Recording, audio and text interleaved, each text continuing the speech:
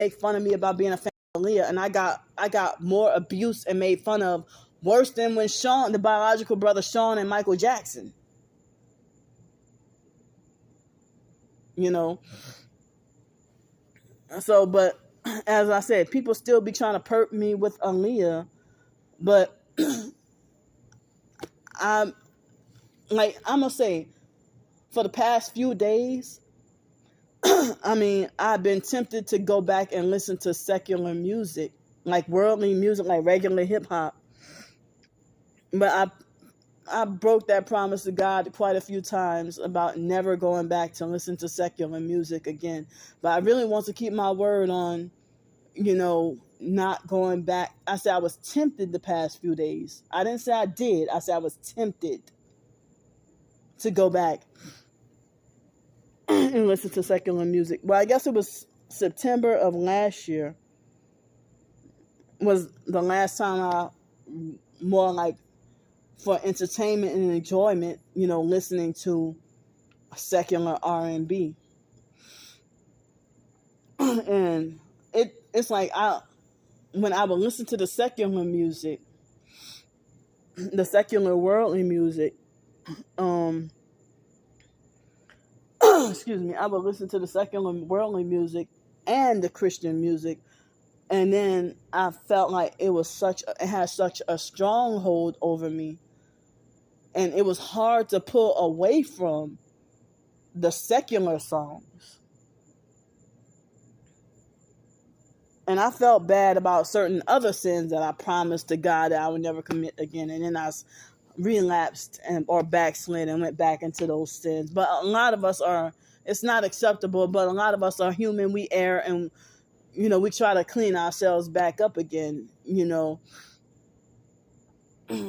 But when I was riding in Trisha's car, as I said, she was listening to, like, she didn't even care how loud it was. I already told her my ears were sensitive, and she blasted super loud Caribbean kind of music. She said it was Trinidadian music from Trinidad.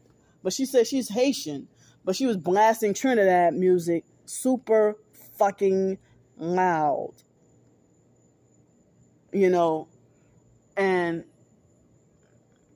so, but then when I tried to play my Christian songs, the songs that I really didn't care too much for, she was mute quiet,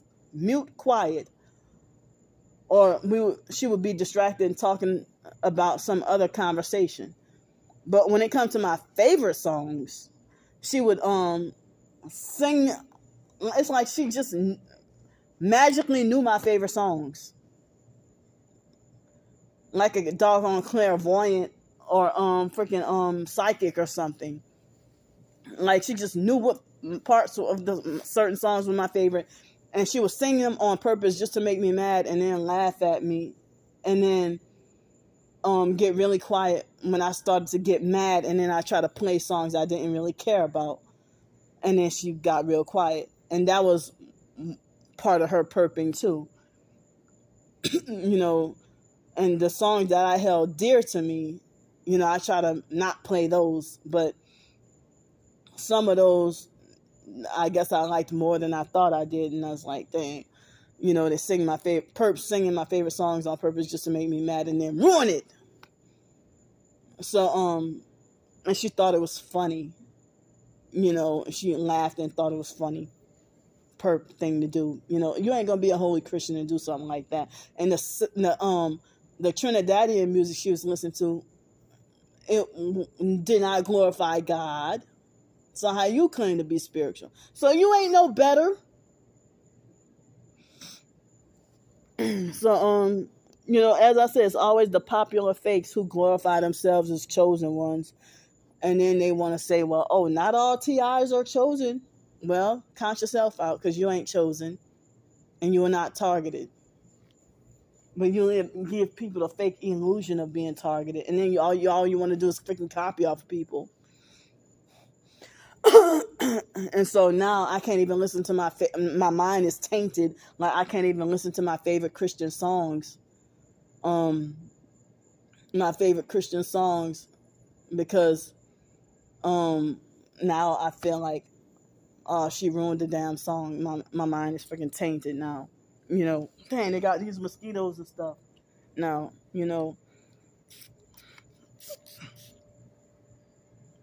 this mosquito harassing me. So even when I was at the Waffle House, it was secular songs that because it was when I went back to New Orleans to try to gather some important documents because women with clear vision and opening doors, they wanted me to go all the way back to New Orleans to go to my storage unit in Gretna to get my birth certificate in order to get this help that I'm never gonna get. Excuse me. At that time, now I have the storage. I transferred the storage unit to over here. But yeah. So I've been having a storage unit ever since being homeless, ever since July 31st, 2018. So hold on, y'all. So yeah, that homeless perp with the bike, he's around the corner on the other side of the building. You know. So um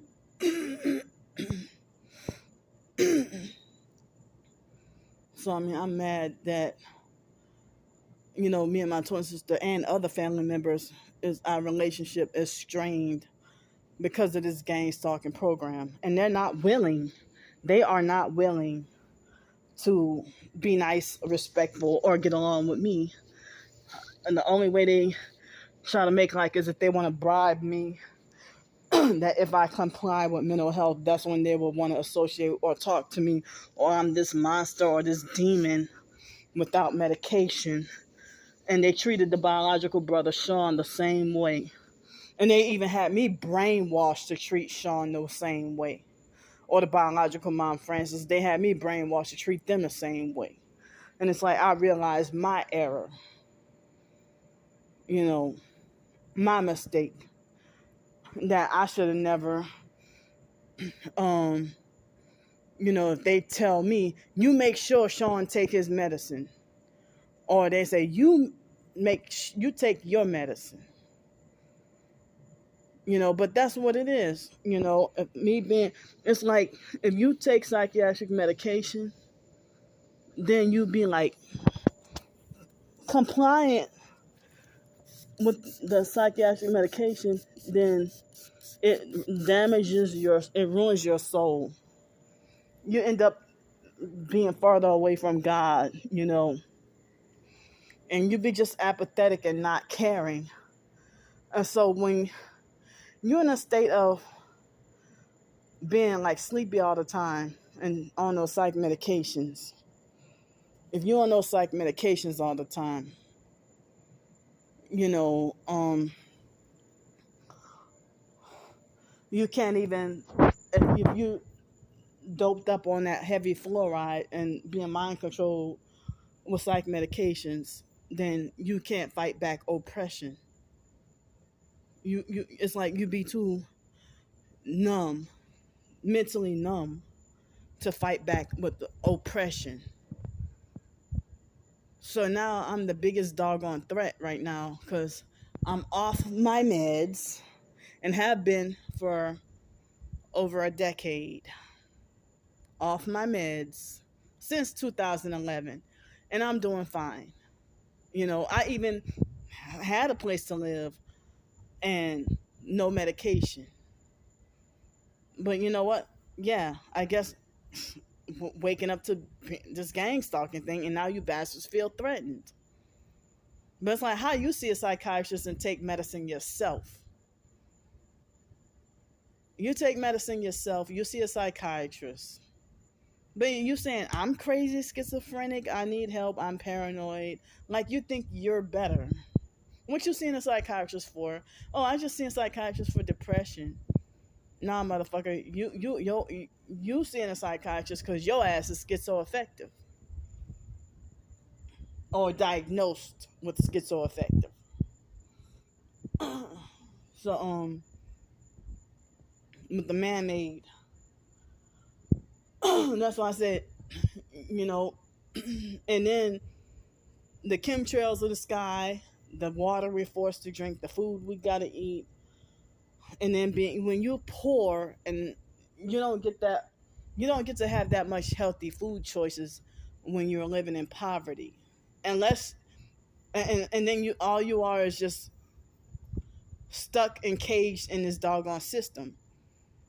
I mean, if I weren't homeless, you know, I would love to. I mean, I tried the gardening, but I suck at it. But then the narcissistic gang stalkers at the gardening clubs, the community gardens, they refuse to help me out. You know, so um, I have some gardening seeds, but nowhere to plant them because I don't know where. I don't have a where to plant myself. Try to get stabilized housing or off grid living or somewhere permanent, somewhere to go. You know, um, but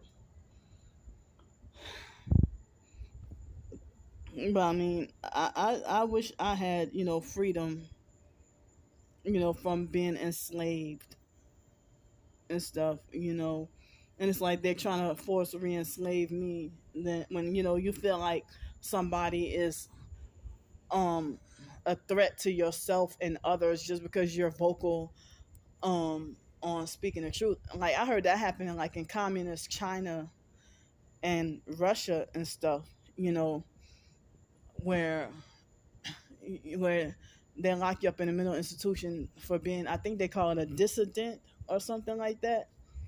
Um I think that's what it's called, dissident. I could be wrong.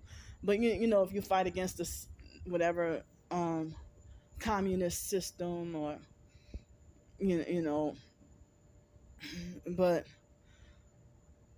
they say that this gang stalking Zersatung is from East Stasi Germany. East Stasi, Stasi government, Germany. East Germany, Stasi, you know. And then they say that also that when you snatch away kids and put them in foster care and also gang stalking, I heard that's also part of the Spanish. It's similar to tactics of the Spanish Inquisition as well. You know,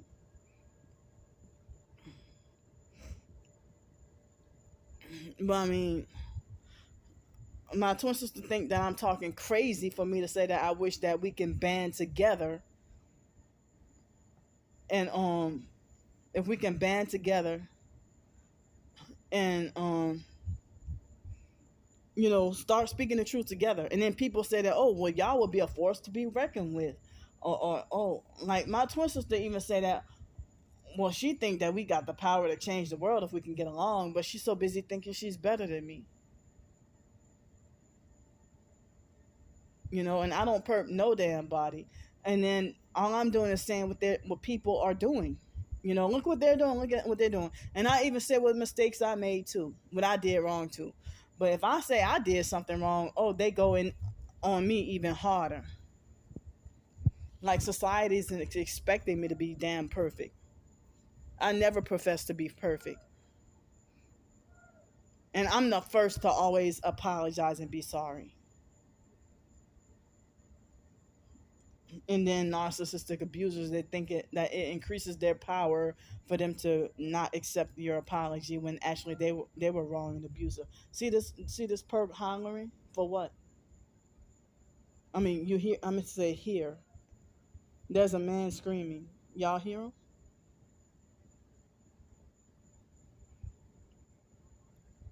So back to the secular music thing. I was listening to nothing but Christian music, and I was at that Waffle House close to the Greyhound station. I was listening to nothing but Christian music, MP3 songs on my MP3 player, and I was bored and trying to I was bored and trying to they because when I asked if I could stay there until the bus come, first thing they said, you can't sleep here. I didn't ask whether or not I could sleep there. I just asked could I stay there, after I ate, and like after I ate my meal, and could I stay there until the doggone bus comes? Because the bus was supposed to come like 1:30 in the morning. So then every song I played, they were singing along. It was a bunch of white people working there too, and they sung. It's like they kept laughing, and they even did the same thing on me and my twin sister's birthday at another Waffle House in 2019. All the favorite songs, if I played on their jukebox, the songs that I liked, they were singing on purpose, like in a teasing, bullying way, singing my favorite songs on purpose just to make me mad and get underneath my skin. And then I started to get frustrated. And then when I try to play songs that I don't care about or that I don't really like, that's when they were distracted and doing their job and being quiet, like fixing waffles and fixing maybe some sandwiches or whatever, at Waffle House. And even on me and my twin sister's birthday in 2019, they at this Waffle House nearby, the downtown Waffle House. They even were rude to me, perped me, and dogged me out, and gave me cold fucking food.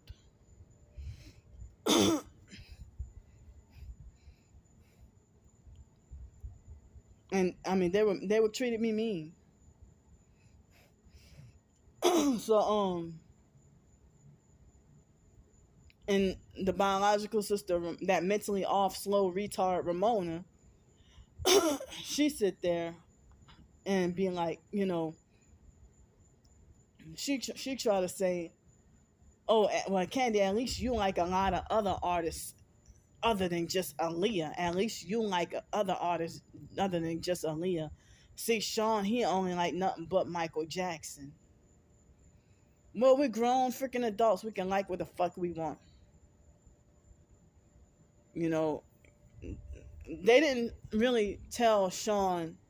I mean, they didn't punish or abuse Sean. They just laughed at and made fun of him and tried to make a fool out of him with Michael Jackson. Now, ever since we were kids, I was a fan of Aaliyah off and on because I admit that I was brainwashed and deceived with the slander campaign, the smear campaigns about her. And I'm deeply sorry for that. I wish I wouldn't have let myself to briefly hate her because of what I heard about her and R. Kelly. And the mainstream, I was young, like 10, 11, 12 years old. So the mainstream media spin it to make her look bad and make R. Kelly be protected. Y'all know what happened. So she was not a whore, but she was being a MK Ultra sex slave and being sex trafficked, like what they're trying to do to me. They're trying to turn me into another Lanika.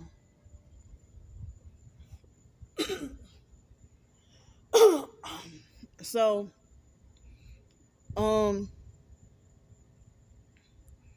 I believe that Lanika and her sisters, well, they were underage, what they call fast whores. But,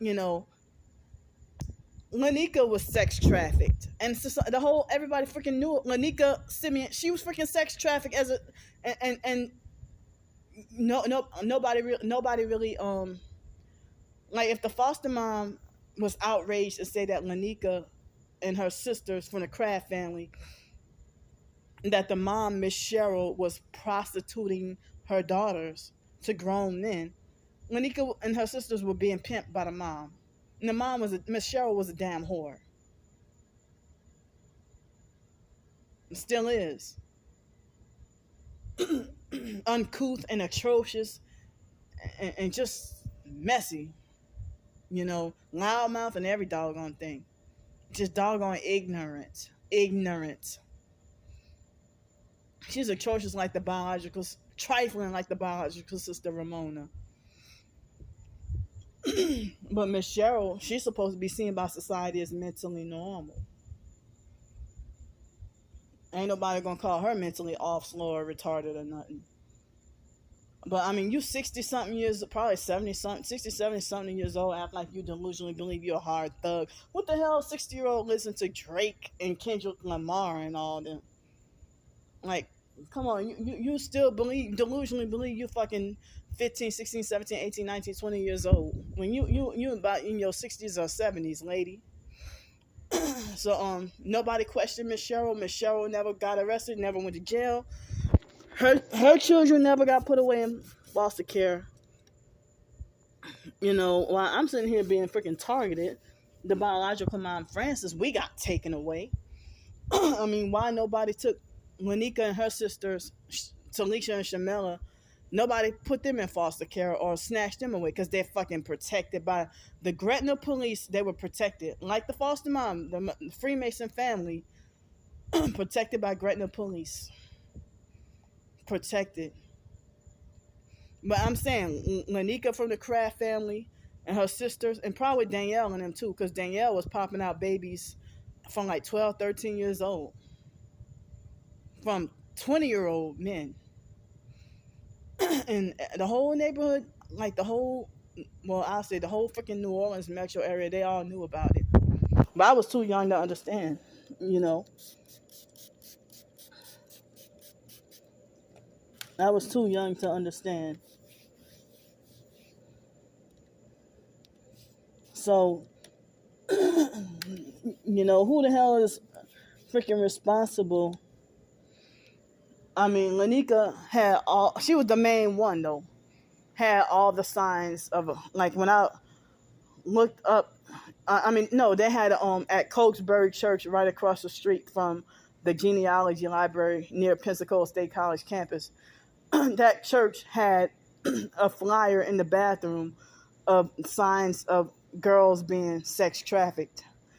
And I didn't see any. Lanika didn't really have tattoos, but she had fit a lot of the symptoms of child sex trafficking. She was trafficked for sex, and we were labor trafficked. But now they're trying to get me for sex trafficking, trying to sex traffic me, and I refuse. I'm not doing it. I'm trying to get on the right path spiritually. And I'm not talking about new age fake spiritually. I'm talking about the narrow gate with Jesus Christ. I slip up, I mess up, I'm not perfect. I never said I was. I got a lot of cleaning up to do. But and I told myself I need to stop sticking my middle finger up at the gang stalkers and cussing them out. But it ain't that easy to just do that. And I know I need to pray a lot about that. So, yeah, so a lot of these stars, are under MK Ultra and targeted individuals. That's why I say if we're targeted, if we're supposed to be TI targeted individual, targeted individuals, we're supposed to I believe that targeted individuals are modern day runaway slaves. That's why they call us crazy and say we paranoid and need medication. Like, we target individuals. Targeted individuals are modern day runaway slaves. I mean, if y'all can go back in some history, we didn't always need psychiatry. But, excuse me. But even the fake TI perps like Trisha and 144 Cali K and all them, they know about CERN and all that. It seems like they know more about it than I do. But they're playing both sides. Popular fakes playing both sides. So I heard something about after World War II, when the 1960s came, and I heard that CERN opened the portals to have like over, I forgot how many demons were unleashed from portals with CERN back in the 1960s. And then people started rebelling against God.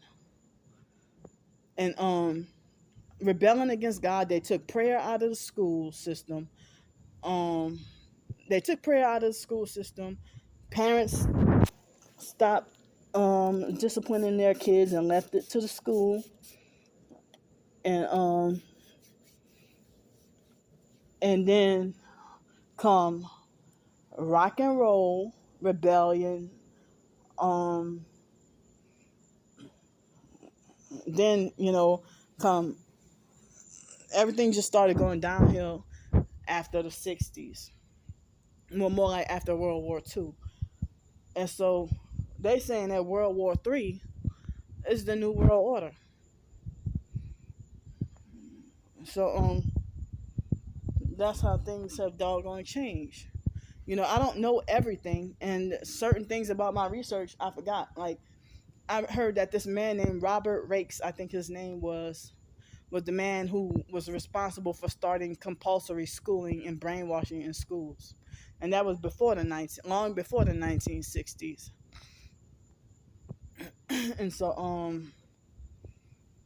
because I heard it started off with Sunday school in churches, and then it went off into the secular world while we gotta be forced to go to school and spend 6 or 7 hours a day at school just learning bullshit, learning nothing, just wasting our lives. And that's why the Bible said ever learning but never able to come to the knowledge of the truth. And it prophesies about knowledge being increased. And then there's another Bible scripture that said, knowledge puffeth up, but charity edifieth. But yeah, these religious fake Christian narcissists, they love to puff themselves up about their knowledge. But they don't have any charity. They don't have any love. And they love to preach that love thy neighbor while they don't love nobody. Because why the hell you sit there and say, no, make her stay there. Make her stay homeless. Don't help her. Because, she's going to take the money and she's going to go and use it on drugs. You drive around with one headlight and say you saved and love the Lord. What make you better than me? So what make you think you're better than me?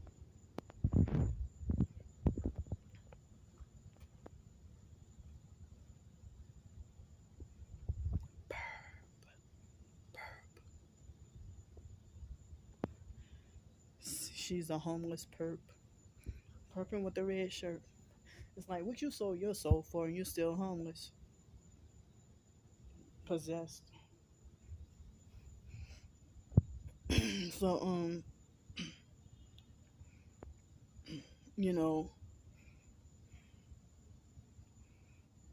but it's like I can't win for losing. I can't hide nothing, can't hide nowhere. I'm still like a little child that I can't even be free to like. Everybody was encouraging my twin sister saying, "Go and enjoy your birthday, Brandy. Oh, that dinner looks nice and this and that, whatever." I didn't really get those kinds of comments on my birthday. Guess what? I still got thumbs up. Somebody tried to hit me with their fucking truck on my own damn birthday.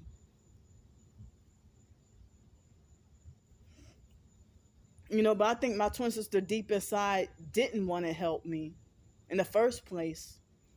And I think that's why she looked for an excuse or a fake reason to blow everything out of proportion and try to make it like, as I said, she ain't the only one. Her and other family members, they stole thousands of dollars away from me and left me in all this freaking high debt, you know. But I was trying to say it started off from New Orleans Towers when I was living there.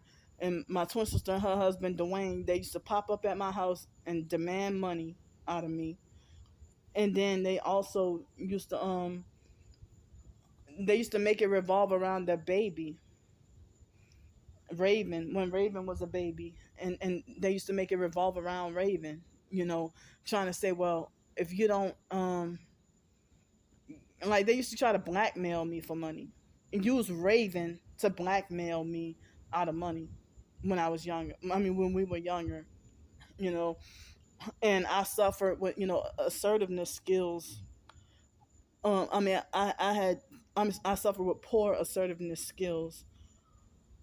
I mean, I'm better at it, but I still get scared sometimes, blinded by fear, but, and, and they used to try to make it like, oh, um, we need money for Raven to get diapers changed. And if Raven don't get diapers changed, then Raven will get sick. And if Raven gets sick, then she'll die. And if Raven die, it's all your fault. So, they manipulated me and had me all scared and stuff, you know, and and then I was going to school. The way they treated me and abused me and stuff, all the lies they made up on me, it affected my grades in school, going to college and everything like that. So my twin sister and that husband, Dwayne was still is. Dwayne is a perp too, because Dwayne is the type that will sell out for money. Dwayne was lazy and didn't want to work, and everybody had to get on Dwayne. And I overheard the foster stepdad, Mr. Terry, had choked Dwayne and strangled him.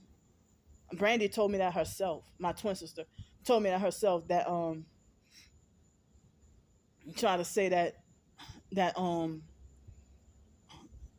that Mr. Terry had choked. I call him Black. I call Mr. Terry. I call him Blackie's wife, the crusty dog. So Blackie's wife, the crusty dog, choked Special Edster Dwayne for not working, and my twin sister was pregnant with, and like Dwayne used to do stuff like, well, she told me that he would come home and with food and eat, and she would be pregnant and he would eat food right in front of her face and not give her any, and getting food from his mom's house, and they were supposedly struggling and poor or something at that time. And Dwayne used to look for excuses to not work. And even the biological brothers used to get on him, like Dwayne, like they used to be like, oh,